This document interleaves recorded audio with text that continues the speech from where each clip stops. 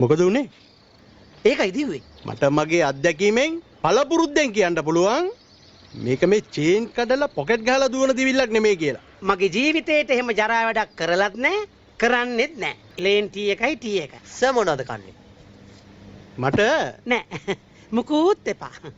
සර්ලා ඉතින් ඔයිට වැඩිය පල් වැඩ කරන්නේ. ඉතින් මේකත් ඉහලින් ආපු ඕඩරයක් කියලා හිතාගන්නකෝ. මට එහෙම හිතෙන්නේ නෑ ඕයි.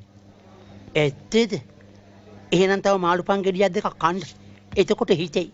කිමුලා නෙමෙයි. ඔව්. තමුසේ මෙතෙන්ට තල් මහෙක් ගෙනත් තිබ්බත් මිනිහා කනවා. ඈ ඉක්මනට බෙල ගේනවා නැත්තම් තමුසේව කයි.